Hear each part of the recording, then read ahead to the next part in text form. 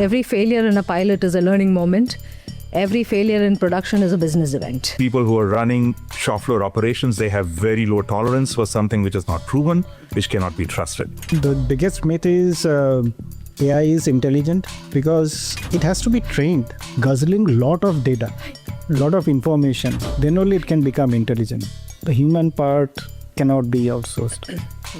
Rest, I think the way Dilip said, it will be slowly taken over. But then this is the part will be differentiated between a robot and a human.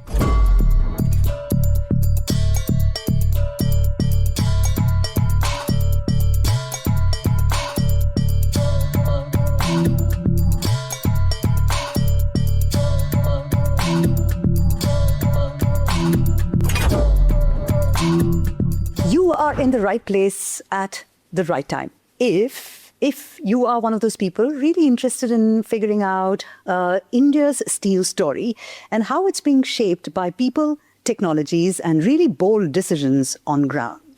Welcome to the Steel of India podcast. That's why I said you're in the right place at the right time, because this is where we treat you to perspectives and what's changing on ground and what the future for the industry really looks like.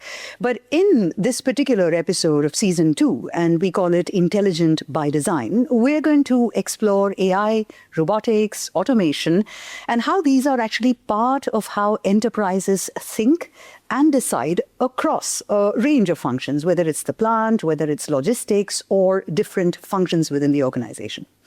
But there is one thing that I think we all need to remember, and it's this. Heavy industry typically designs for resilience. It designs for safety and uptime. It's not entirely comfortable to experiment with reality. So then the question is, how does one, build intelligence into such a world without making it a bit fragile? Luckily for us, we have the answer to that particular question and about 10, 15 others, thanks to our guests who have joined us on the show. We have today from the Jindal Steel side, Indradyumna Datta, who is the CDO of Jindal Steel. He drives a digital transformation for the entire value chain of mining and steel. And he's also someone who has over 2 decades of experience in IT, in digital technologies, in IT and OT integration. And he's been leading quite a number of initiatives that are reshaping the way Jindal Steel functions on a near daily basis. So his inputs are going to be invaluable to our conversation today. We also have with us Dilip Sawhney, who's here. He is Managing Director of Rockwell Automation India, and he brings with him about over 25 years of experience in industrial automation and technology. And he's also chair of CII's Smart Manufacturing Council, which puts him in quite the vantage position to see how India's industrial landscape has been evolving. We're going to look to him for plenty of direction on that front.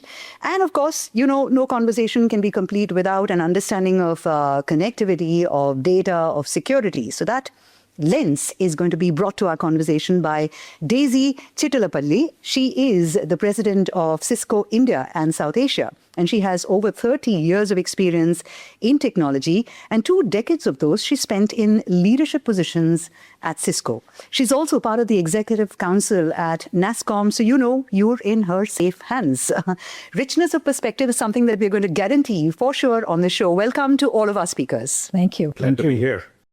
And Indro, I'm going to start with you. I hope I can call you Indro. Absolutely. This buzz, right? No conversation really today begins without mention of AI, whether it's a living room conversation or it's a conversation like this one, a podcast. A lot of buzz around AI and manufacturing specifically. But what have you observed, Indro, to be a sort of a misconception when it comes to people's understanding of what it takes to build intelligence into operations? What's that common mistake people make?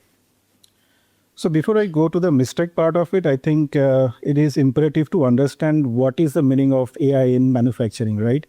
So AI in manufacturing is building the intelligence, that can be distributed to the entire value chain of any of the process, whether it is steel making. So when we talk about the core operations or sales and marketing, logistics, supply chain, you can have intelligence in the individual areas. And then when you gather them up and make a super intelligence and you mimic the human intelligence, but you are going to get out of the best operators, the best decisions ever taken with the historical data, then you actually arrive at the super intelligence. So that is actually AI in manufacturing. Now, where it is used to take a better decision. Now, better decision can be like, I can make something autonomous. I can make a decision where human is in loop. I can make something more connected, because the information will flow from one part of the business to the other part of the business. But I think what it is not, and your original question is about that, is that just deployment of a system, a technology, or a tool. It is not about just deployment of a, let's say, LLM-based a chatbot, the large language model-based chatbot, which is like the craze of the time at present. So it is not, because until and unless it is giving some value, it is giving edge to my operations team, my CXOs to deliver a decision, and many of the cases autonomous way, I think that's where we are actually heading. And it is not only about deployment of a technology or a solution. Absolutely. Dilip, you're on the subject of, gaps, and there's this other, around AI, there's this other buzz. There are AI models that demo really very well. But then there are AI interventions that actually are trusted by operators on the real shop floor. What's the distinction between the two, and how can one tell the two apart? So, Sheetal, I loved it when you framed it in your opening. The fact that manufacturing, particularly in the context of industries like steel, serious business. Right. People who are running shop floor operations, they have very low tolerance for something which is not proven, which cannot be trusted, right? Now, AI, as it's permeated across all walks of life. Grannies are using it, kids are using it, everyone in between, right? Whether they realize or not, right? So AI is around us, and lives are getting transformed, whether in our personal lives, whether in our professional lives and business, whatnot, right? You spoke about demos. Yes, of course, right? You'll get very cool demos. You'll get to see a whole lot of stuff. What happens in a demo really happens in a controlled environment, with data that's been picked up for running that specific, let's call it a pilot, right? And rules are relatively narrowly defined, and you're able to, what's the downside to it not working, right? Very little. Now, if you're able to successfully do that, it doesn't always automatically transplant itself well into a punishing industrial grade shop floor environment, right? That does not happen. The reason for that is AI in the context of, let's say, personal use or even enterprise sort of, let's call it the corporate side of the enterprise, right. In the offices, those use cases, a little bit of a glitch here and there, some inaccuracy, it's okay, it can be tolerated. It's not going to create patently dangerous situations, right? As may be the case in, say, a steel caster or any such high demand, application, right? So industrial AI, by design, has to be, it has to be explainable. You cannot really have a black box, which is what LLMs typically end up being. They'll put out a result which looks perfect, great, but you would struggle, the bot itself would struggle to explain. Right. It's getting better, but explainability isn't baked in, right? And explainability is absolutely needed. It's not only important for you to put the right results out, it is important for you to be able to also explain how those results were arrived at. Right. So that is very, very important. The other thing which is different about shop floor setting versus pilots or demos that you spoke about is we're talking about steel here, right? Very, intense environments, right? There's high temperature, humidity, background noise, et cetera, et cetera. The signal to noise ratio, I'm using that term in a little broader sense, right? Very high, right? And you need your systems, I'm just going to broadly use that word, to be quite robust and rugged, right? Well proven. So explainability, consistency, right? And to be able to be designed for safety, these are paramount considerations. I think you've given us some pointers that helps separate the chaff from the grain in many ways. But even before we come to models, Daisy, there is a backbone that an organization needs to build with connectivity and data. What are the absolute non-negotiables when it comes to this particular backbone? And I'm sure in your experience, you've seen a few red flags, right? The minute you have a look at a plant, you say, okay, they are not ready for AI scale. Tell us about both. Yeah. I think, Sheetal, there's a very good understanding today that the network powered the internet, the network powered the cloud, the network will also power the AI revolution. I think connectivity is core to the AI conversation as well, right? There are some things that AI does. It puts loads on the network, it puts pressure on the network in ways in which we have not seen before. So you need very high throughput, you need extreme low latency, essentially you need lossless networks. Right. You know, networks work on the philosophy of they can drop 1 or 2 packets, but broadly the message from one end reaches the other end. Right. In AI, that necessity is even more. Most networks inside plants, and Dilip said on the carpeted area, it's great. It's not great. Right? Even on the carpeted side, networks are not built for what AI workloads need. That's problem number one. What do networks do? They connect everything. They connect everything on a plant floor to data centers to clouds. All of this is talking to each other all the time, generating data, sending data to each other, which is the context. That data then an enterprise has to organize, curate, to create the context that the AI models live and breathe by and then eventually will succeed. So I think on both these counts, both the ability to build infrastructure broadly, networks is a big part of it, and to create an enterprise or curate enterprise-wide data in a way that it provides the right context to AI models. Both of this is well understood problems that enterprises, manufacturers have to solve for. And it's not just at the factory end, it's broadly at the enterprise of the manufacturer as well. Right. Earliest sign that an AI project will fail is infrastructure gaps. And, you know, it's become a favorite topic today called infrastructure fragility. Even execs are standing up on stage and talking about infrastructure fragility. And what they mean by is this. Years of technical debt has piled up into an environment where we've got to first fix the foundational layers before we can, before we can deploy AI models. Right. Because these foundational layers cannot be fixed by algorithms. They've got to be done the old-fashioned way. And then we can layer AI models, use cases, applications into that environment. Right. Indra, up until now, we've really spoken from the point of view of, the plant and to some extent other parts of the enterprise. And in that context, I want to anchor it in what we do here at Jindal Steel from the point of view of smart. What does smart really mean for Jindal Steel across plant, logistics, and functions? It's a very relevant question that you asked, and I think the smart word to me, it means that how we are connecting the different processes. Right. How we are making the processes more intelligent. So if I have to give one example of Jindal Steel, so something we have developed called JAI. So JAI stands for Jindal AI. Now, JAI has been given a persona, and we are also working towards it to make it even to that extent of making it a virtual employee. But at present, what JAI is doing is like it is helping all the CXO offices to take a better decision. Right. I have to just put in a single line. And how it's doing it? Because we are using something called a RAG-based infrastructure. So it's retrieval augmented generation. The point which Dilip was talking about is that how can we make it repeatable? How can we make it more robust and resilient? Because the natural tendency of these LLMs is to hallucinate.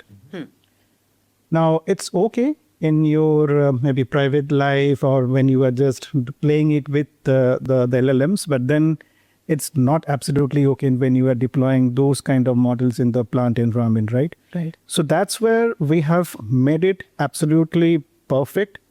Maybe the perfect is a too strong word, but we are trying to make it 100% correct so that whenever I'm asking a question, it is able to give me the exact same answer, whether you are asking it or I am asking it. Right. Because when it comes to, let's say, production data, when it comes to, let's say, sales data, you cannot be having a different numbers. Correct. Now, we have solved the part of what.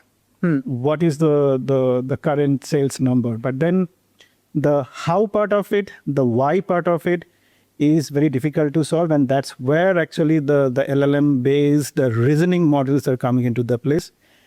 And that's where the whole smart and connected philosophies are working, because an enterprise is not an isolation of operations, not an isolation or an island of, let's say, sales and marketing, right? So it has to be connected. When I'm talking about, let's say, sales and operations planning, it's between the demand and the supply, the matching of the demand versus the supply, right? Right.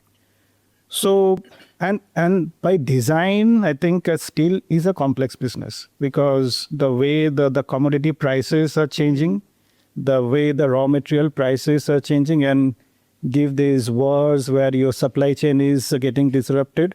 So it becomes even more difficult that how you are connecting these different islands of functions. Right. And that's where the smart, connected, as well as if you can put the AI, which is mimicking the best of the operators and best of your SMEs, Right. subject matter experts, it is going to really help. Right. The thing is, like, when we have to connect all these processes, it is very easy to say, but very difficult to do, because to make something very simple for the user, you need to do a lot of complex integrations in the backend.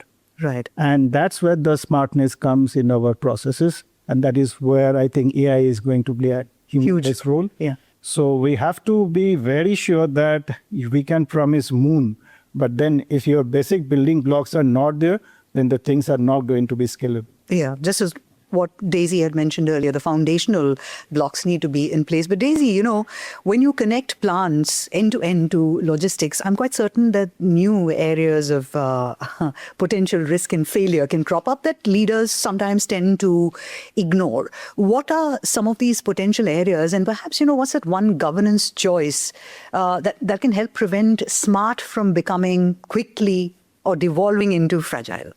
When you know, this is a very normal place to extract value. Yeah? You do backward and forward integration in manufacturing supply chains. And so when you connect to supplier or partner systems, essentially there are 2 or 3 things that you have to keep in mind. One is that the interdependencies, people sometimes tend to overlook the interdependencies, which means a problem, which is a contained problem, not creating much havoc in that contained area, can quickly get exported to the whole operation and can create havoc in another part of the business. So interdependencies are a very important consideration.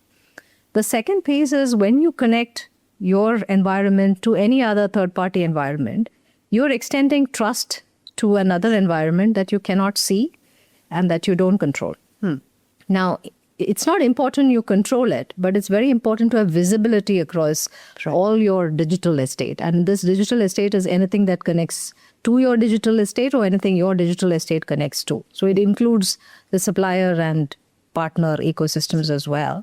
So one thing we definitely think you need to make sure that smart systems don't become fragile systems is this deep observability across your ecosystem. Doesn't matter. It's not about control, but it's definitely about governance. Because what you cannot see, you cannot govern. What you cannot govern, you cannot protect. So visibility, if there's one thing we ask enterprises to focus on, or businesses broadly to focus on, is end-to-end visibility of your digital estate, including that estate that you don't own or control or operate. Right. Yeah. So, you know, Dilip, it's evident by now. If people haven't got it, then I would be surprised. We should all get up and go. But smart isn't really about gadgets. It's more about decision flow. And when you look at that flow of decisions across, different functions, where do you see the maximum or fastest, no, I'm not going to say maximum, fastest impact of intelligence? Is it going to be on plants, logistics, energy, or quality? Well, if you're not use the word fastest, I would have said all the above. Okay. Because really, this intelligence is giving you unprecedented powers to optimize across your end-to-end value chain. But coming back to how you defined it, one of the ways we define or we advise our clients when they're getting started in the journey to digital transformation is to because you always have to be very aware of the outcomes that you're trying to produce. And it's a good idea to begin from understanding, for manufacturers in particular, right? What are the reasons for unscheduled downtime? There always been downtime because you plan for it. Right. Unscheduled downtime, it can happen for a variety of reasons. It can happen very simply because there's a piece of equipment which is more prone to failure. It can also happen if you're not very well coordinated. So one part of the value chain is starving versus the other one which is overloaded, etc. Right. But beginning to understand what's the root cause of unscheduled downtime. Right. And manufacturers for years, decades have been doing very good analysis around the Pareto charts and what have you about what creates, such incidents. Right. So that data is already available. Yeah. Some insights are there. Let's begin by understanding and then begin by identifying a few areas where you can tackle. You don't have to solve the world's hunger problem, but if you pick up one or two, it gives you enough credibility with the VP of Ops and such people Right. for you to get the legitimacy to do the next pilot and then scale from there. Yeah. Right. Speaking of pilots, Daisy, I want to come to you because something changes clearly when an AI pilot moves from that pilot stage into real operations on the floor where someone is relying on that AI. What changes and how can leaders and build in resilience into the design? We talked about pilots and candidly, what is the cost of that failure, right? If every failure in a pilot is a learning moment, every failure in production is a business event. Yeah. So naturally, when you're making the shift from one to the other, you have to also, the mindset around which you plan for production also changes. I think a few things there. Dilip alluded to it briefly earlier. Pilots are built on highly curated, controlled environments and curated data sets. So whereas the live production environment is dealing with, Indra mentioned it also, right? Lots of real data flowing across many points in the digital estate. So that ability to handle that scale and that complexity, this is a big shift. And people building pilots have to think about the end state, scale and complexity. So that's one big shift.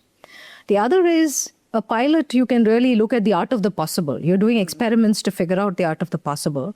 But in real production environments, you need constant validation, real-time monitoring, the ability to pull the plug on something if you think it's going wrong. Right.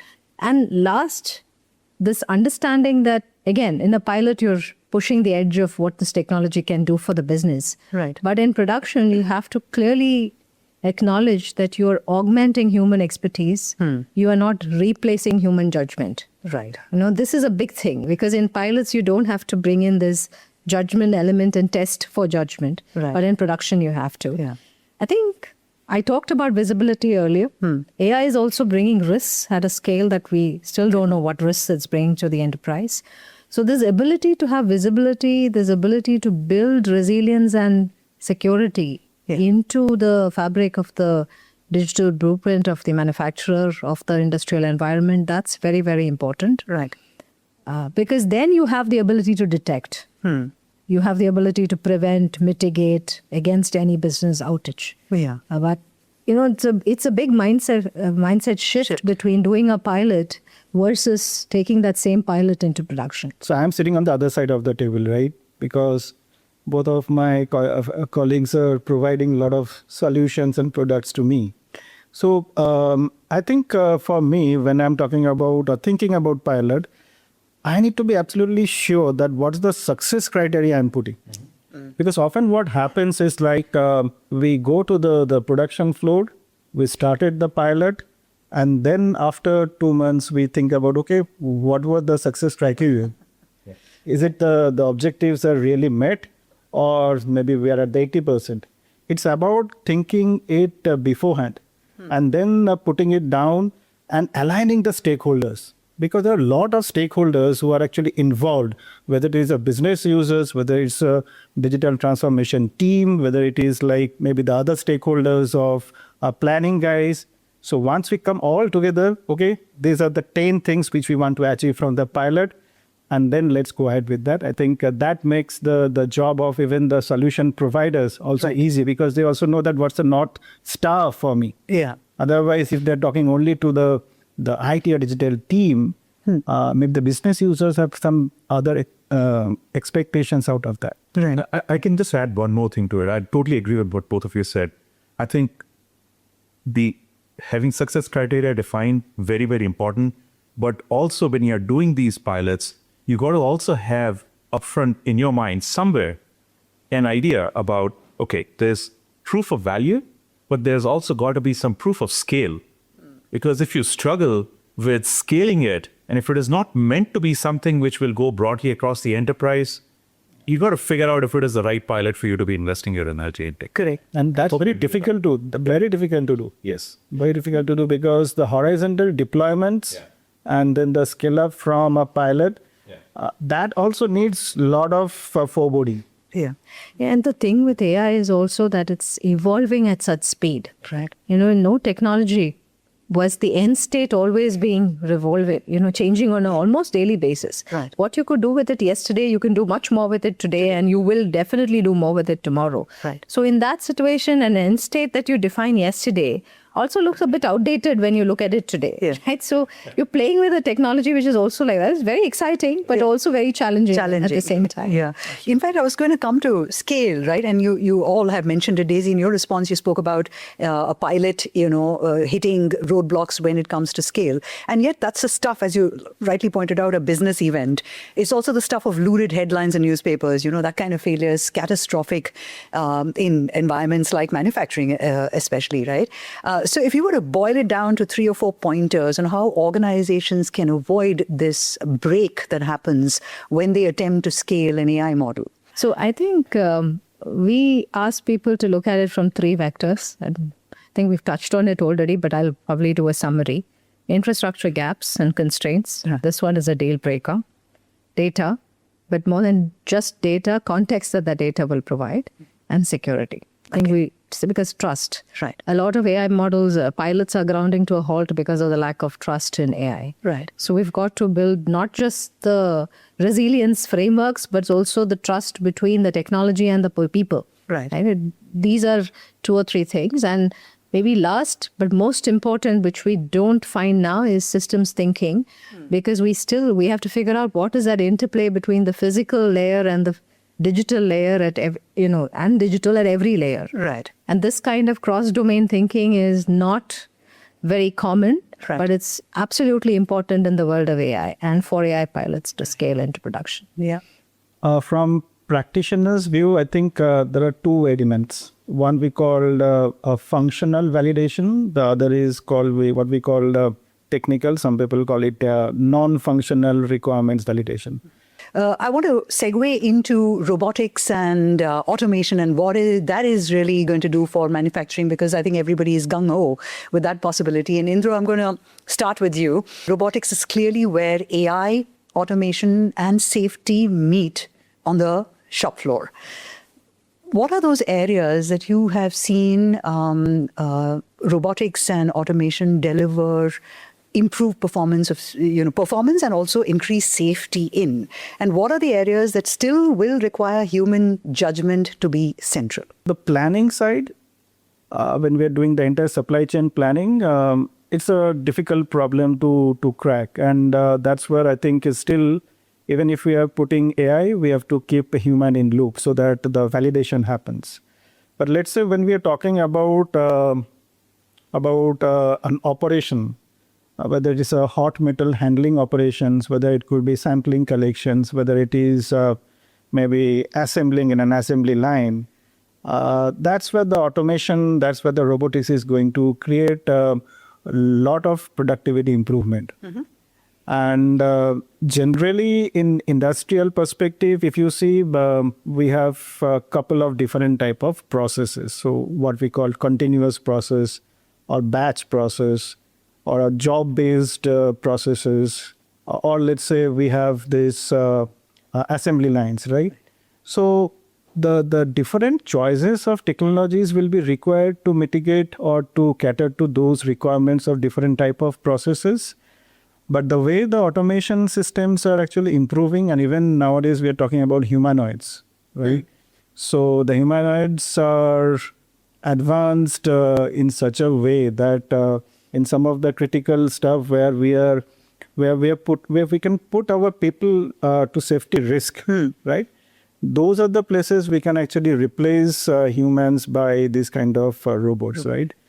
And that is not only going to improve the productivity, but as well as going to improve the safety score of the organization. When it comes to robotics and automation, and you look at, say, 3 to 5 year, I can't say 3 to 5 years, a very, very long window. Let's just say 5-year time frame and how it evolves. What areas do you think you're going to see the maximum change? I think robots, it is very important for us to recognize the role that they're going to have to play. And that will have to happen eventually. We often describe it as the 3Ds. Right. So dull, dirty, dangerous, right? So all the dull, repetitive jobs where you have to really be doing the same operation over and over again. Dirty, of course, where either you have sanitation, Right. The environmental constraints, etc. And then dangerous, of course, where you have confined spaces or, mining applications and so forth. So these areas very fit for robo-oriented use cases. And robos, as we know, they come in several form factors. Right. Those are the areas where we really need them to come in. You may ask why, right? So there's constant attrition going on, on the shop floor, as in with every part of the enterprise, right? To bring in new age workforce to do these 3Ds, right? With the Gen Zs, very difficult to achieve, right? And you cannot attract them. There are better work that they would eventually end up doing. So that's where, and then you need to scale up, right? Particularly in the context of India, manufacturing really has to scale, right? So these are the jobs which are very fit use cases for any form factor of robots to come in, right? You asked me to talk about 5-year horizon, yes. right? What I can definitely tell you is, and I want to go back to what Daisy was talking about, which was around, the systems thinking, right? The manner in which robots, be it, robo-dogs or humanoids or even drones, right. Any form of robots, they, from being just plain autonomous equipments, getting integrated into a broader system of systems, right? How? And that's where in this whole systems-oriented thinking around solving and optimizing across the enterprise, that comes in, right? Perfect use cases are in warehouses, right? Where, you have to retrieve with high accuracy and high turnaround times, right? Around orders that you are already beginning to use AI to anticipate, right? So it requires you to be very, very tightly integrated across your business systems and then on the warehouse control systems or production systems, right? To orchestrate all across a system, right? And then you have these little AMRs that are shuttling in and out and just fetching just the right amount of stuff in the quickest turnaround time, right? And it's already being used, by the way. This is not science fiction. So I'm technically not necessarily answering on a 5-year time horizon yet, right?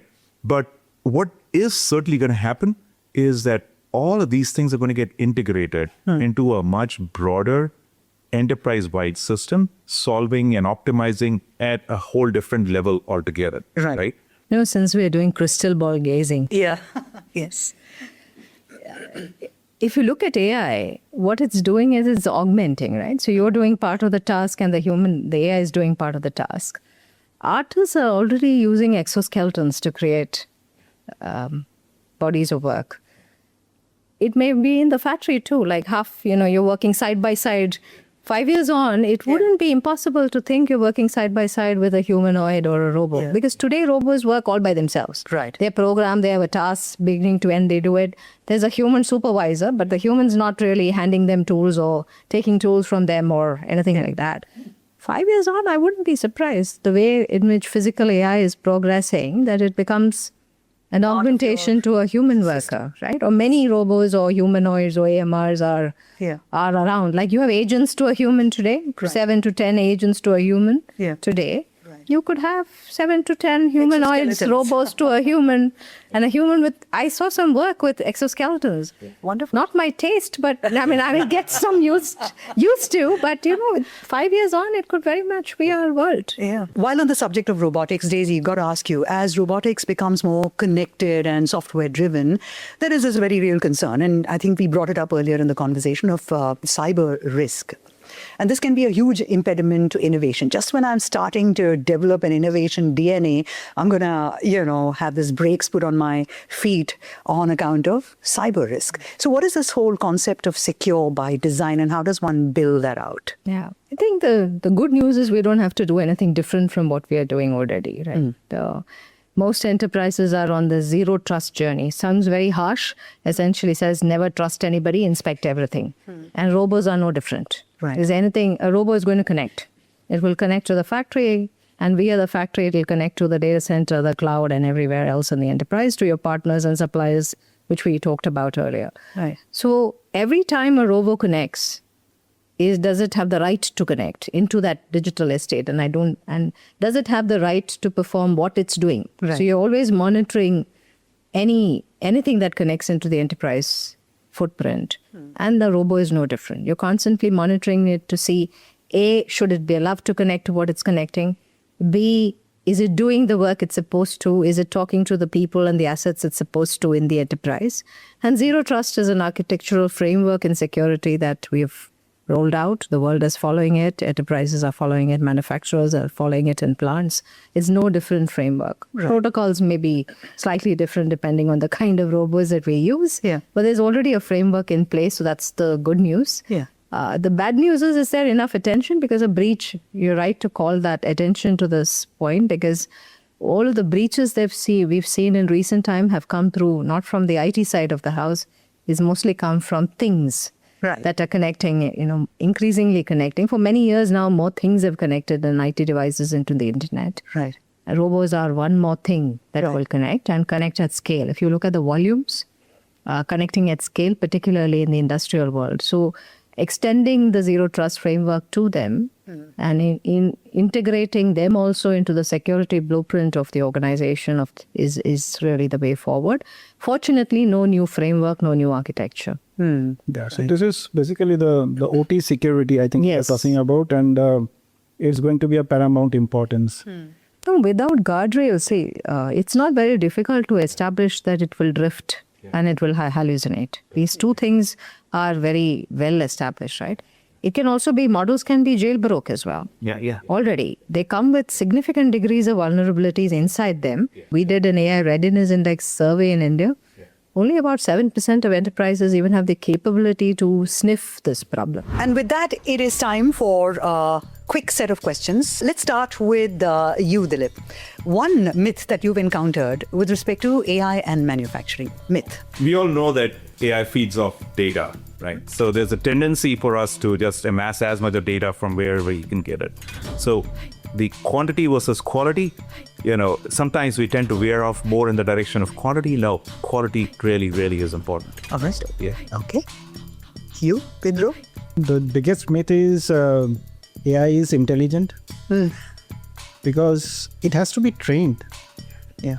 It has to be trained, and it has to be guzzling a lot of data, a lot of information. Then only it can become intelligent. Daisy? I think one myth clearly is that great AI can happen only in the cloud. It's cloud dependent. Particularly in industrial and manufacturing environments, I think the AI that matters and will matter eventually will happen at the edge. Okay. And not in the cloud. Dilip, what's the one tech trend that has been overhyped, is completely overrated?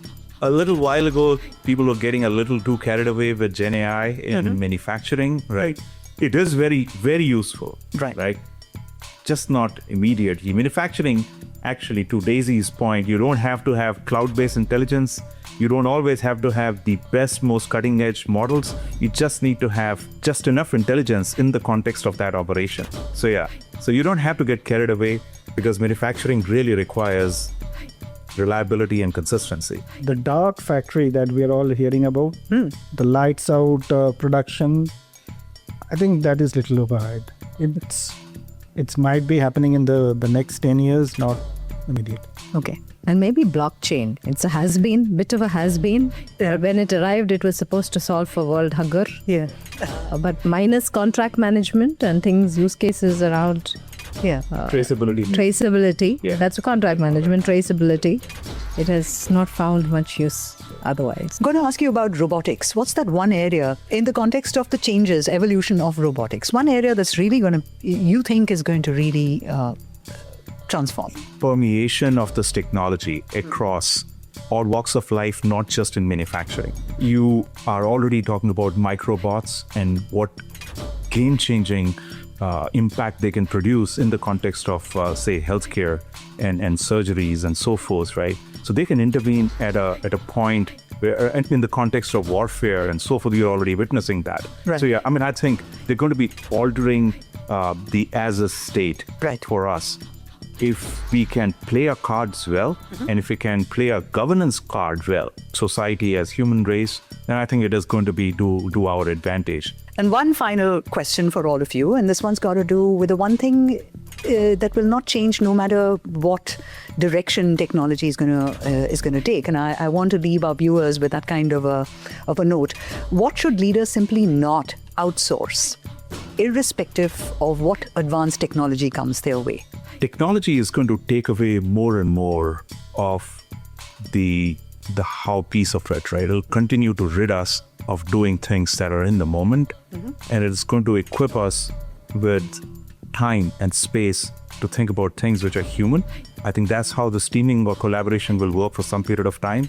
There will be a tendency for people to also become a little bit lazy and allow the algos or the machines to take over things which are much more closer to humans, which cannot yet be transferred to the algos, which is the guardrails, the values, the judgment, right? That cannot be outsourced. That must not be. That's the cultural aspect of who you are as an individual, who you are as an organization, or as a family, maybe. You know, Right. we don't know where all these things will surface. Right?